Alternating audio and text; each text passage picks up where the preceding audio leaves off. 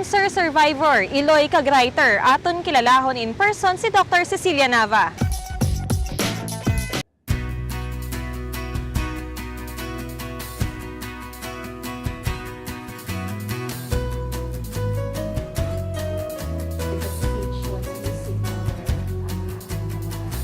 Siguro subong I go by 3 designations, no? Kay hindi lang ko nagasulat, writer, and then researcher, pero nag-add ko bago na naman nga descriptive term kay naga-translate ako.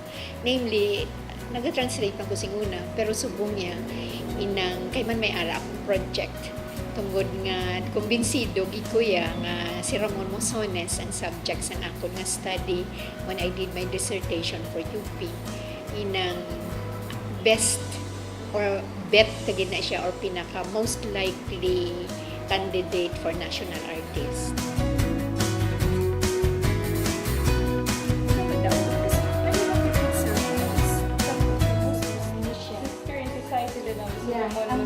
This is the one. Nakita ko na siya sa pag-book lunch mo. Okay. So anyway, when I did this, so I was given a prize. This is my first book, really.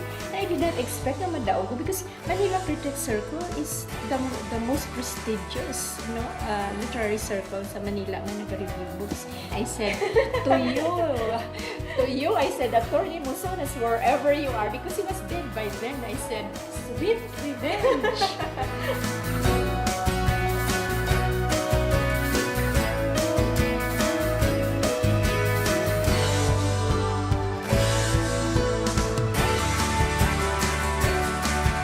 Sino ang hindi makakilala sa iya?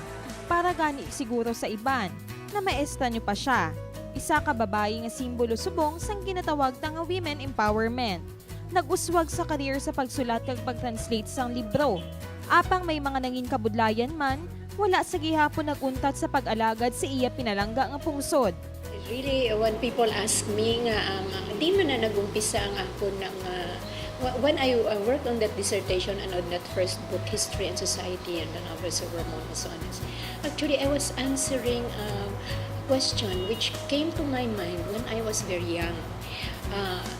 Ako small town girl gigo, I grew up in La Carlota, and then pagkatapos ng high school, I went straight to Manila to study. Nagkuha ko pre-med initially sa UST and then I finished it and then I shifted to AB English. The first thing that I discovered, kaya man, I was really green around the edges from bigi ko I was really a provinciana when I went to Manila. Atibot ko when I got there, nga inabilang people have such stereotypic concepts of you. Like on the first day of class, nga introduce ka sa lawas mo, mamangkot sila nga, give your name and the place where you come from. And I did that, and then I heard people say the moment I said my name, and then I said I came from Negros Occidental. They said, "Wow, asyendera, mayaman."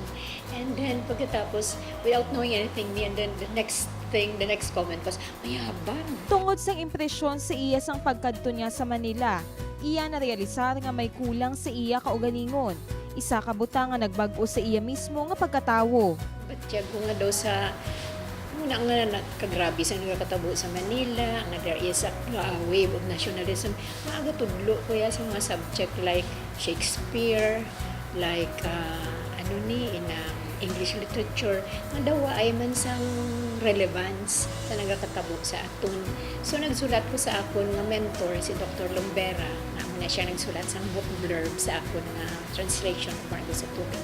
Nasiling ko daw sa may feeling ko restlessness nga daw ay balas ang relevance ang ginahimo ko nga daw sa inang daw sa luya ko mag-change direction sa akong career. And sila niya sa Honda, kadto ka di sa UP, kay diri sa UP may bago kami nga program, nga Philippine Studies program. Nga iya nga direction, kinanglan kung diin ka, daw ginakambyo nila ang direction sa Philippine Scholarship, kay sila nila inang manangako ng education ka Colonia. Kaya I went to UST first to take pre-med at pagkatapos nag-AB English Literature ko. Kaya man ang UP, pioneering, manggit na sila ya. Ang ila yung point is that sa UP, you get a nationalist education in UP. Daw sa nag 360-degree turn ang akong pangabuhi pagkato ko sa UP. Kay dito ko nakita nga, wow, kakolonyal guys sa education ko. Kay lugar nga, I learn more about my culture the way other people do. Because daw sa nag-ara ko, moment of enlightenment, kag-reflection nga, ay tuod, no? Kita lang guro nga country nga, magkatutay sa eskwelahan, we learn to become better colonials because become Americanized or we become westernized. So sa iba niya nga country nga, they go to school, para sa Japan, sa South Korea, sa China, to become better Chinese, better Japanese, better Korean, better French, because ang ginatutukan nila, yan nila kultura at history. Sa pihak sa mga award nga nadagaan, mga pagkilala si iya, madamo pa ako sa natunan kay Doktora Nava, nga sa pag-istorya sa iya yuhom ang mabalos ko sa kada tinaga nga iya ginahambal, nga eksperyensya nga masadya, kag may iban man nga masubo. First, ang akon nga health because I have, till now, I'm fighting cancer, no? Kay 3 times na nag-recur ang akong nga cancer. But I also feel that in a way, cancer has strengthened me, no? Because I am a great believer of that Spanish proverb which says, "Lo que no mata engorda." That which does not kill strengthens you. Pinaagi man sang iya pagsulat kag pagdokumento, kinutuyo iya amo nga I will try to open the eyes of the next generation sa richness sa aton nga culture kag history.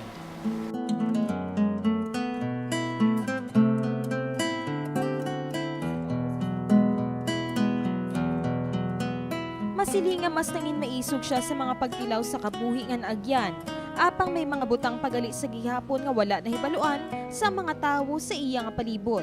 And I put up this breast cancer support group ng Busum Care, the Bacolod Breast Cancer Support Group. In that, I've always supported arts and culture so that maskin mga gagbing lang mga affairs sa mga artist na nakatuan ko gid. Because I look at myself as a documenter and a chronicler.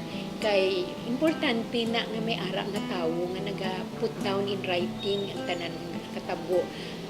Kapimpay ng mga importante because later on, this will be of use later. I don't know if other people know this, but I love to cook and I like to think I'm a very good cook because my children say so and my friends say so, and that I love to garden. Of course, ang love of books siya dugayan na, and then love of films and all that. I don't know what else there is to tell. Iya man kinistorya sa aton kung sino si Doktora Nava bilang isa ka Eloy sa iya 3 ka mga kabataan. Well, I lost my husband a long time ago, no? But I would like to think that I am the kind of mother who puts in her mind, first and foremost, the welfare of her children. So when my last son, my second son got married. This is my eldest. He is in the US. Okay, he's a nurse. And this is his kid, my only Apo grandson, no? And his wife. And this is my second son who got married. And this is my youngest. Tatlo. Oh, he's the only one with me here. Because- Lalaki tanan. Yeah, like Lady Macbeth. Kag ikaw lang I ang can only bear the male children. And look at my apo, he's also male. Kung ano kakusog ang karakter ni Doktora Nava, amo man ang kabakod sa iya pagpangadi sa mga butang nga ginakabig niya importante para sa iya. Good health so that I can carry on what I am doing. Siguro, security for myself and for my children because I don't really know how long I will live. And then siguro probably maybe really live, inabalang a valuable body of work, of scholarly work that even my grandchildren would be proud of nga nagpioneer ako sa research regarding hiligay ng literature so that later on ang obra ko will be of use to students, researchers, teachers, all those people who would want to know something about ourselves. Isa si Doktora Nava sa pila ka mga babae nga nangin popular sa kinaiyang abilidad. Nangin forte naman ang pagsulat. Mas nagsagad naman siya sa mga diskarte sa kabuhi nga mas nagbulig pabakod sa iya. Nga sa pihak sa mga pag-antos, pagpangabudlay, Wala sang rason para siya maguntat. Isa ka all-in-one woman. Umabot man sa talento, sa karakter, kay ilabi na sa tagipusoon bilang isa ka maayo nga iloy.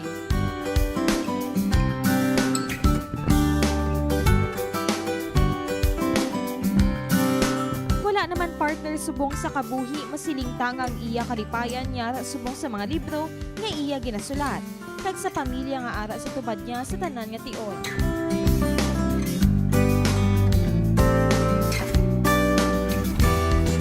Catherine Valencia para sa Issue Subong.